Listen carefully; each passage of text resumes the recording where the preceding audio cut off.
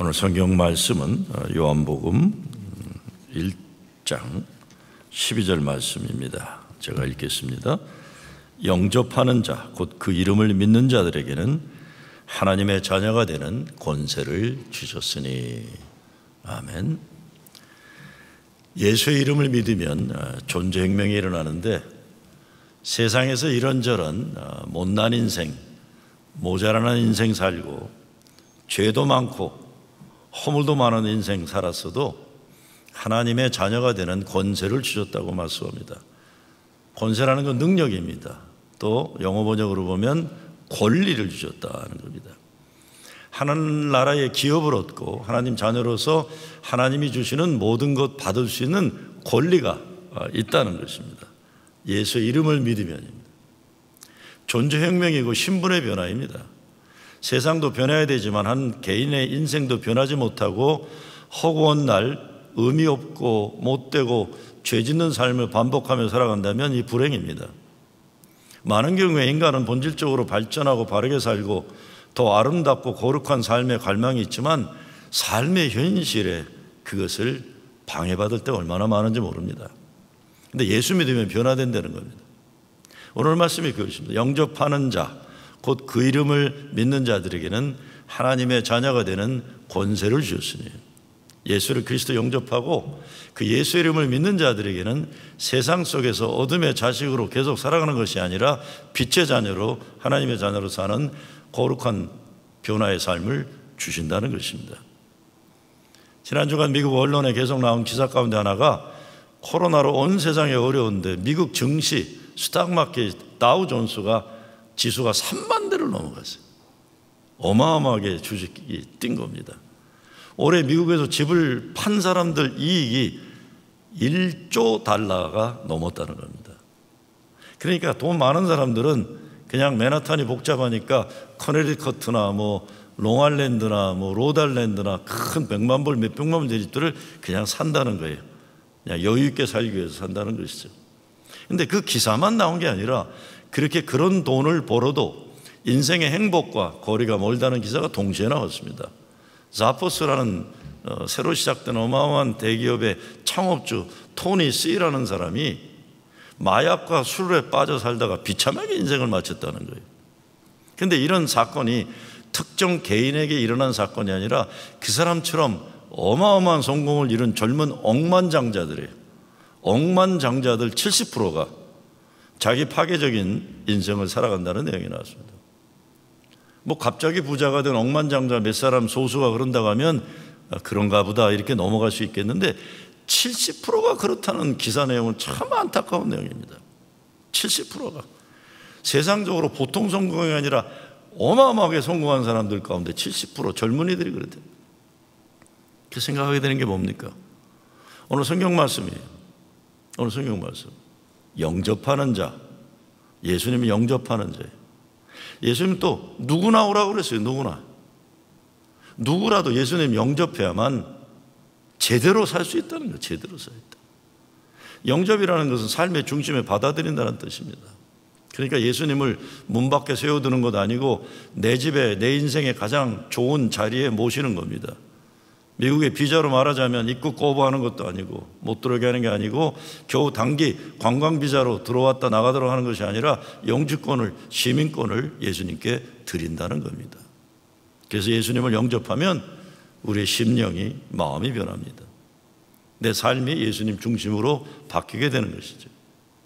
종교를 크게 두 가지로 분류하는데 불교와 같이 자력 종교가 있어요. 자기 스스로 깨달음의 경지에 이르기 위해 도를 닦는 종교가 있고, 우리 예수 믿는 것처럼 절대자의 약속을 믿고 변화된 존재로 살아가는 종교가 있는 겁니다. 불교와 같은 종교는 내가 찾아가는 것이에요. 내가 찾아가는 거죠. 예수 믿는 것은 하나님이 우리 삶에 오시는 겁니다. 주님이 우리 삶에 오시는 거예요. 그래서 내가 진리를 찾아 출가를 하는 게 아니라 오시는 그분을 영접하는 거예요. 오늘이 대강절 셋째 주일입니다. 다음 주를 우리가 아기에서 오시는 성탄절을 지킵니다. 근데 마태복음 1장 22절에 보게 되면 마리아에게 아기가 태어날 것을 천사가 알리면서 이렇게 말해줍니다. 아들을 낳으리니 이름을 예수라 하라. 이는 그가 자기 백성을 그들의 죄에서 구원할 자심이라 하리라 그랬어요. 예수님의 이름을 누가 줘주나요? 하나님이 그 이름을 줘주는 거예요. 그 이름의 뜻은 구원하는 자다. 구원은 다른 게 아닙니다. 내가 살면 안 되는 자리에 살고 있다가 살아야 되는 자리를 옮기는 거예요. 죽음의 자리에서 생명의 자리로, 미움의 삶에서 사랑의 삶으로, 절망의 우렁텅이에서 소망의 언덕 위에 서는 것, 이게 구원입니다. 동정녀 마리아라고 했습니다. 아직 남자를 모르는 처녀, 그런데 아기를 낳을 것이라고. 기가 막힌 난감한 일입니다. 그래서 예수님 당시에 이런저런 자료들을 보면 예수님 출생에 대한 나쁜 소문이 많이 있었습니다. 대표적인 게 로마 병사에게 나쁜 일 당해서 임신을 했는데 정혼한 남자 요셉이 사람이 착해서 마리아를 받아주고 아기를 키워줬다는 별 흉한 소리를 많이 했었다는 게 여러 기록에 나옵니다. 그렇게 해서 예수를 주님으로 고백하는 초대교회 전도를 못하게 하려고 했던 거예요. 근데 예수님의 이름을 하나님이 직접 지어주시는 거예요. 구원하는 자다. 세상의 구원자이고 영원히 죽을 수밖에 없는 죄인들을 구원해서 영생에 이르게 하는, 그래서 하나님 나라 기업을 누릴 하나님의 자녀가 되게 하는, 증거하고 있는 겁니다. 마리아가 아기를 낳고 얼마나 많은 사람들이 수군대는 소리를 들어야 했겠습니까? 어떻게 해서라도 사람들은 마리아가 낳은 아기 예수를 사생아라고 하고 애비 누군지 확실하지 않은 아이라고 그랬던 거예요. 그러니까 예수님이 갈릴리에서 병자들을 고쳐주고 죄인들에게 하나님 나라의 사랑의 복음을 외쳐주면 사람들은 뒤에서 계속 수군거린 거예요. 아이, 저 친구 내가 과거를 잘 아는데, 우리가 아는 별 일 없는 목수 요셉의 아들인데 뭐 그런 거예요. 성경에는 안 나와 있지만 제일 많은 소리는 로마 병사한테 악한 일 당해서 저렇게 된 그 씨앗이 분명하지 않은 그런 인간인데 이러는 거예요. 근데 성경은 아니다. 예수님의 이름은 하나님이 직접 지어주셨고 그의 이름은 자기 백성을 죄에서 구원하는 자라고 선언하고 있는 겁니다. 선포하는 거예요. 구약성경은 물론 신약에도 보면 온통 하나님이 새로운 이름을 지어주셔서 새 인생을 살게 된 사람들의 이야기입니다. 그렇기 때문에 우리가 예수님을 영접한 이후부터는 내 삶의 과거에 불려졌던 이름들을 하나님이 부르시는 이름으로 불러야 되는 거예요. 이거를 그냥 신학적인 용어로 하면 옛날 과거의 이야기들이, 나에 대한 이야기들이 예수님 때문에 변화된 복음의 이야기로 바꿔야 된다는 겁니다. 나에 대한 이야기도. 어떻게 변화됩니까? 어떻게 변화된 일이에요? 지난주에 설교에서 말씀드렸던 것처럼 생각해 보자면 이 왼수 얘기죠. 이 왼수. 근데 잿더미 속에서 발견한 정금 같은 내 아들로 바뀌어야 되는 거예요. 개벽다귀 같은 인간에서 성령이 함께 하시면 하나님의 군대가 되어 거룩한 일에 쓰임받는 사람으로 바뀌어야 되는 겁니다. 과거가 더러운 여자에서 예수님 만나서 인생 거룩하게 살게 된 여인으로 바뀌는 거예요. 사람 잡는 일에 열심히 된 인간, 바울이죠. 사울. 그 사울이 생명 다 바쳐서 예수 복음 증거한 남자 바울로 바뀌는 겁니다.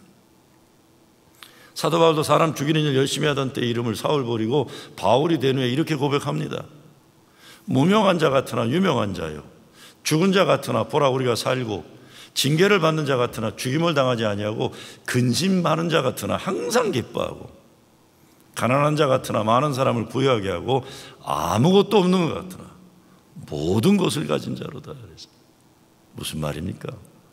예수님 영접하고 존재혁명이 일어났다는 것입니다. 영접하는 자고 그 이름을 믿는 자들에게는 하나님의 자녀가 되는 권세를 주셨으니, 영어 번역을 보게 되면 He gave the right to become children of God, 그렇게 되어 있어요. 당당한 권리가 있다. 하나님이 가지고 계신 모든 좋은 것들이 다 그 자녀들 것인데 그 권리를 예수의 이름을 믿는 자들에게 주셨다는 겁니다. 대단한 말씀이에요. 우리 예수 믿는 사람들은 하나님께 속한 기업들이 소유권을 주장할 수 있는 권리가 있다는 것입니다. 예수님 영접하고 존재혁명이 일어나니까 세상 보는 눈이 달라지고 마음이 달라지는 거예요. 언젠가 어느 큐티방 그룹이 점심 식사를 하면서 맛있는 거 먹는다고 저도 오라고 그래서 같이 밥을 먹었는데 왜 이렇게 맛있는 음식들을 먹냐 물어봤더니 큐티하는 집사님 한 분이 명품 가방을 사려고 돈을 모으고 있었대요. 근데 어느 날 큐티를 하다가 명품 가방을 가지고 다닌다고 사람의 가치가 높아지는 것 아니란 걸 깨닫게 돼버린 거예요. 그래서 그런 일을 위해 돈을 모으지 말고 정말 좋은 일에 돈을 쓰겠다 결심하고 결단한 기념으로 식사 대접을 이렇게 했다는 겁니다. 하늘과 땅의 모든 좋고 아름다운 것들의 주인 되시는 하나님의 자녀로서 모든 좋고 아름다운 것을 소유하는 권리를 가진 사람들이 가방 비싼 것, 옷 비싼 것 걸치고 다니는 것으로 자기 가치를 인정받으려고 하는 것, 이거 아니라는 걸 깨달았다는 것이죠. 어느 목사가 아주 잘 사는 사람들 모이는 파티를 함께 가야 될 일이 있었대요. 근데 그 잘 사는 교인 부인이 아주 멋있게 차려입고 나오는데 보니까 이 목걸이가 아주 좋은 보석이 달린 목걸이더랍니다. 그래서 목사가 집사님 그 목걸이 꼭 진짜 같네요. 그러니까 영국 여왕 같은 목걸이니까 진짜 같네요. 그러게. 근데 얘기를 해놓고 보니까 실수를 한 거예요. 꼭 진짜 같네요라는 말은 가짜란 말이 돼버린 거예요. 그래서 말을 해놓고 당황해가지고 이렇게 좀 민망해하고 있는데 그 여자 집사가 깔깔 웃으면서 목사님 어떻게 가짜인지 아셨어요? 그러더래요. 그러면서 하는 말이 진짜 보석은 집에 두고 외출할 때 주로 모조품을 가지고 다닌다 웃더랍니다. 그때 목사가 깨달은 것이에요.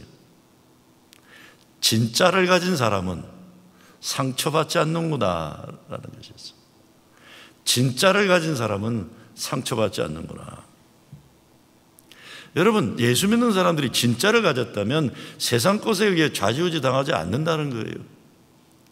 자꾸 상처받고 자꾸 이렇게 이러는 사람들은 진짜가 아니라서 그런 거예요. 하나님의 자녀로서 하늘과 땅의 모든 좋고 아름다운 것을 소유한 사람들이 세상 것들 때문에 욕심부리고 헛된 자랑하고 그런 것 때문에 상처받고 그러지 않는다는 거예요. 없으면서 있는 척하고 하니까 상처받는 거예요. 아니면서 그런 척하고 그런 인생을 살려고 하니까 그 속사람이 자신이 없으니까 겉의 것으로 나타내려고 인정받으려고 몸부림치고 이래도 상처받고 저래도 상처받고 그러는 거예요. 여러분, 그런 분들 알잖아요. 교회도 그냥 있는 대로 걸치면 그게 보는 사람도 편하고 본인도 편할 텐데 없으면서 비싼 거 쳐걸치고 다니는 사람들이 있어요. 그 사람들이 비싼 옷이라고 봐주지도 않아요. 근데 그것 때문에 빚내가지고 크레카드 긁어가지고 빚쟁이가 되고 왜 남한테 자꾸 속이 껍데기니까 겉에 거로 자꾸 과시하려고 그러는 거예요.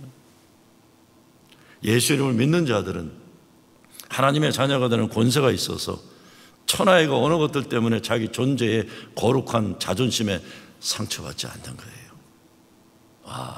상처받을 게 뭐가 있어? 내가 진짜인데.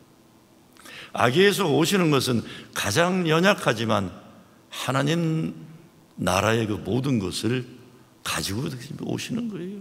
우리 가운데 오시는 거예요.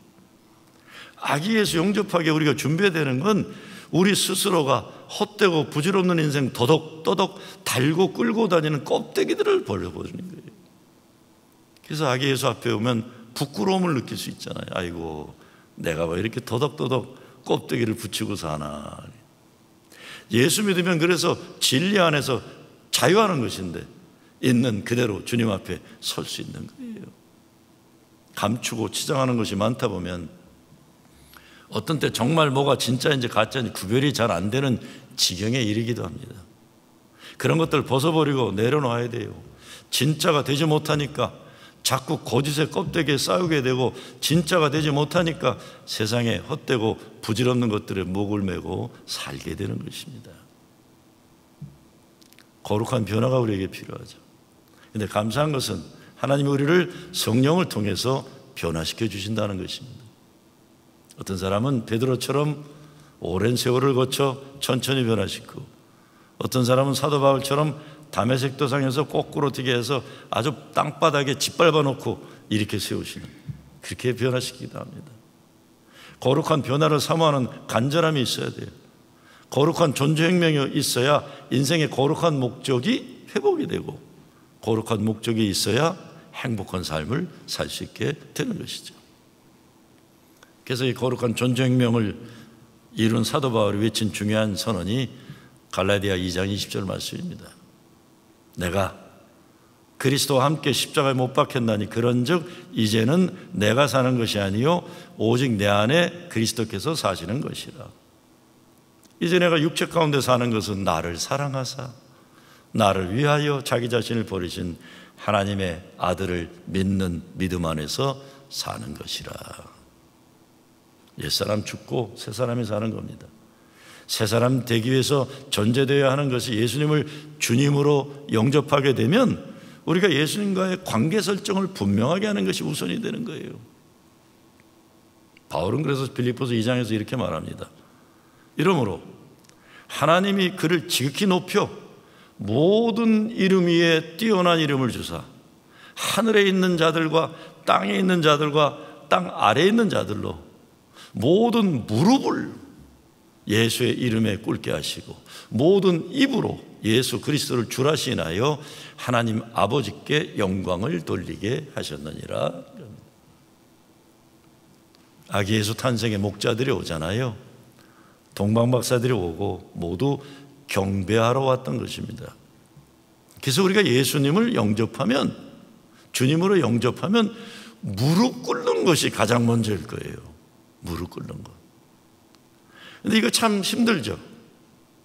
우리가 예수 믿으면서 하나님이 주신 선물을 은혜로 받고 영접하는 믿음을 잘 모르고 내가 노력해서 이루는 업적으로 여기는 율법주의에 빠지게 되면 자꾸 꼬꼬지으려고 그래요.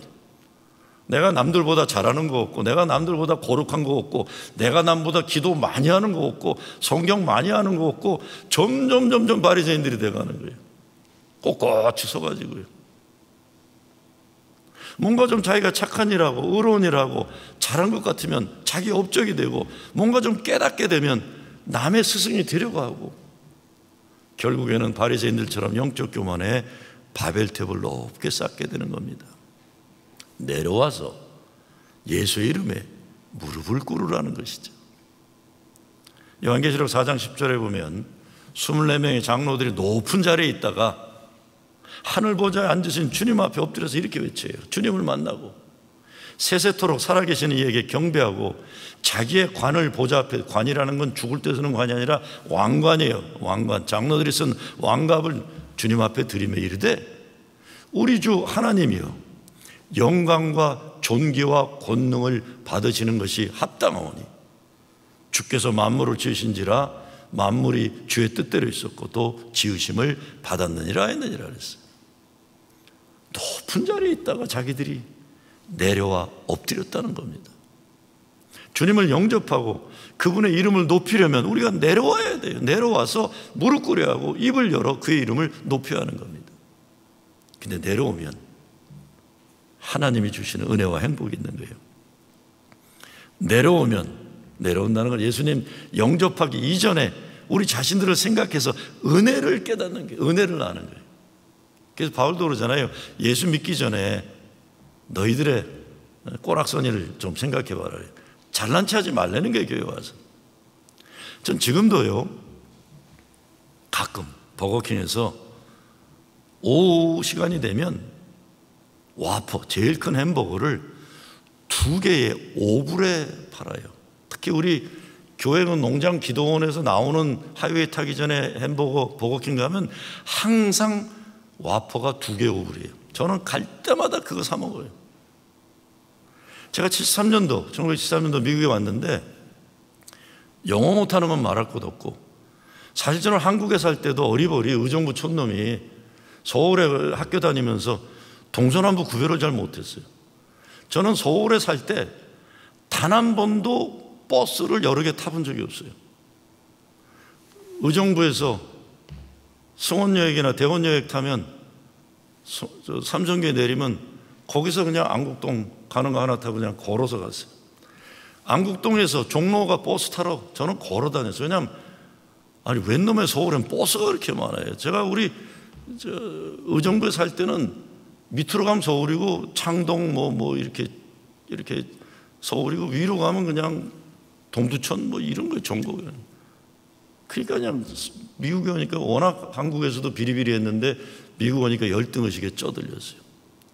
뭐가 뭔지 모르겠고 인생 기죽어 살았어요. 내가 앞으로 어떻게 살아가는 것인지 감을 잡지 못했는데 내게 있어서 대단한 성취감을 주었던 것이 있었어요. 그거는 버거킹에 가서 와퍼 사 먹을 때였어요. 한국에서는 보지도 못하고 먹어보지 못하고 그 큰 고기 덩어리가 담겨있는 버거킹에서 파는 가장 큰 햄버거 와퍼를 영어로 주문해갖고 사서 먹으면 내가 이민 와갖고 성공자가 된 대단한 기쁨을 느꼈어요. 한국에 있는 친구들은 상상도 못할 텐데 그때 그 마음이 내 몸과 내 마음 뼛속에 기억되어 있는 겁니다. 그러니까 지금도 2개의 오브라는 와퍼 사가지고 와서 내가 하나 먹고 하나 또 나누어 먹으면 참 행복해요. 사람마다 다 이런 거 있을 거예요, 여러분들.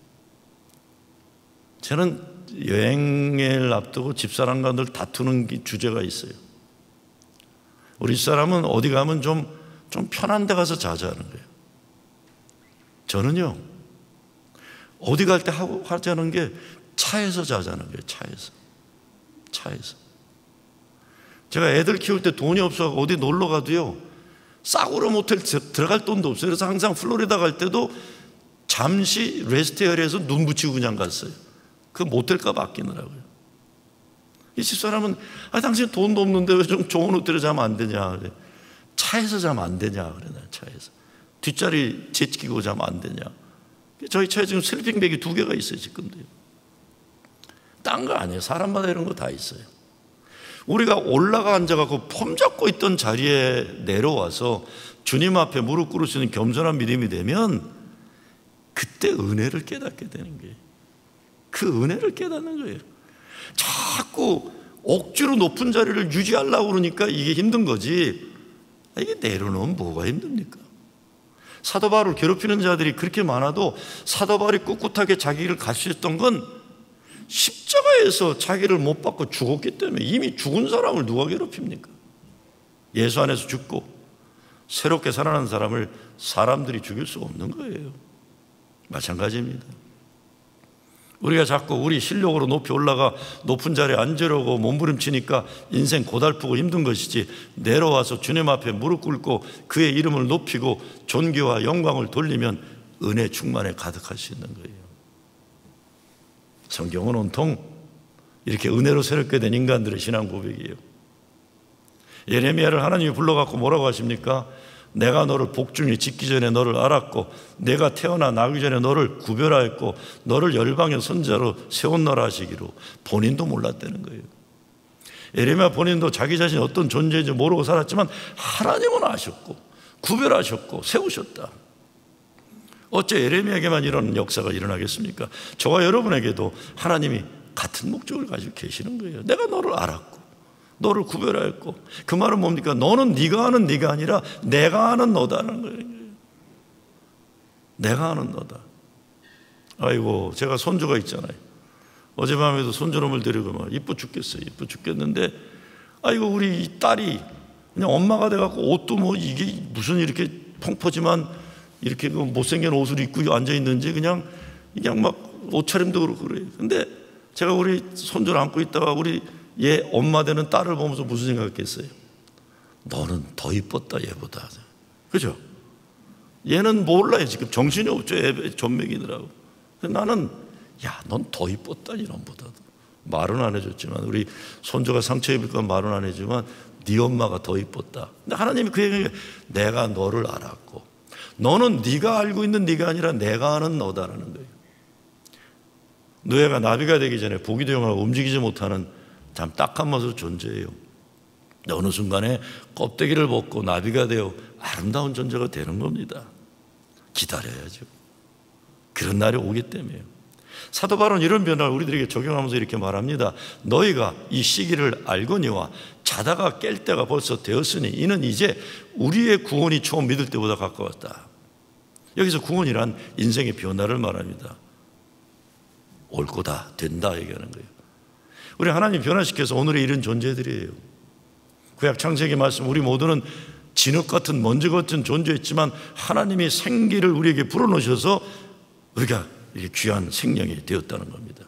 육의 존재가 영의 존재가 됐다는 거예요. 먼지 같은 인간이 하나님의 형상을 닮은 천하의 가장 위대한 존엄을 가진 만물의 형상이 되었다는 겁니다. 하나님의 뜻에 따라 하나님의 손에 들려지게 될 때 거룩한 목적으로 쓰임받는 존재로 변하는 겁니다. 영접하는 자, 곧 그 이름을 믿는 자들에게는 하나님의 자녀가 되는 권세를 주셨으니 영접하라, 믿어라. 우리가 주님을 인정하고 영접할 때 우리 속에 태초 이전부터 목적하였던 하나님의 역사가 드러난다는 것입니다. 능력이 나타나는 게 이 능력으로 하나님이 목적하신 그런 존재로 변화되는 겁니다. 나도 하나님 주신 능력으로 하나님 마음껏 쓰시는 존재가 된다. 주님, 이제 내가 예비하셨던 하나님의 놀랍고 위대한 뜻을 저를 통해서도 이루어 주시옵소서. 사실 우리도 살아가면서 하나님 원하는 존재가 되지 못하는 것만이 아니라 우리 스스로도 우리 자신들에 대한 실망이 얼마나 많습니까? 아유, 내가 이것밖에 안 되는구나. 그래서 정도 차이일 뿐이지 일그러져 있고 깨어지고 망가진 모습들이 제 모습이 아니에요, 우리가. 근데 본래 우리가 이런 모습이 아니에요. 그러나 시간이 지나면서 그저 이렇게 살다 이렇게 끝나는가 보다 그러고 사는 것 뿐입니다. 근데 오늘 하나님 말씀은 그러지 말라는 거예요. 우리들 속에 주님을 영접할 때 일어날 새로운 역사가 담겨져 있다. 이것을 하나님 형상의 회복이죠. 하나님 우리를 만드시고 심히 기뻐하셨던 그 하나님 닮은 형상을 회복하는 거예요. 구원이란 것은 하나님이 나를 만드시고 뜻하셨던 그 감추어졌던, 잊혀져 있던, 빼앗겼던 그 아름다운 나를 다시 회복하는 거예요. 내가 주장하고 고집하고 목적했던 인생에서 하나님이 만들어주신 인생을 사는 것이죠. 사도 바울이 자기의 병을 고쳐달라고 간절히 기도하잖아요. 근데 고쳐지지 않았을 때 내 은혜가 내게 족하다 응답받았다고 고백합니다. 그것은 우리 눈에 보이는 물질적인 육신의 현실 이전에 하나님이 우리를 사랑하신 은혜의 현실을 보게 되었다는 거예요. 기도하다가 아, 하나님이 보는 내가 있구나. 사도 바울이 인간이 할 수 없는 수많은 믿음의 역사를 일으킨 능력을 가지게 된 건 바로 자기 속에 담겨져 있는 하나님의 능력을 부활하신 주님 만남으로 발휘하게 되었던 거예요. 영접하는 자, 곧 그 이름을 믿는 자들에게는 하나님의 자녀가 되는 권세를 주셨으니. 다른 것 아닙니다. 인생 전적으로 하나님이 주권적으로 변화시켜 주시는 능력의 인생을 살 수 있다는 거예요. 제가 지난주일 설교 시간에 예수님이 성령 세례와 불세례를 주신다는 말씀을 드렸어요. 우리가 불덩이 속에 들어갔다 나오는 불시험을 당할 때 그 과정을 통해 정금 같은 믿음으로 나온다는 말씀 드렸어요. 제가 이번 주에 그래서 우리 교인들이 집에 가가지고 이 다 타버린 것 같은 포기된 것 같은 잿더미 속을 두지다가 이게 정금을 발견하는 일이 있게 해주시옵소서 기도했어요. 여러분, 그게 아들일 수 있고 딸일 수 있고, 아까 개떡 같은, 개떡이 아니라 개뼈다귀 얘기했잖아요. 이 개뼈다귀 같은 인생인데 찾다 보니까 하나님의 군대를 발견하는 게 잿더미 속에서. 그래 기도했어요.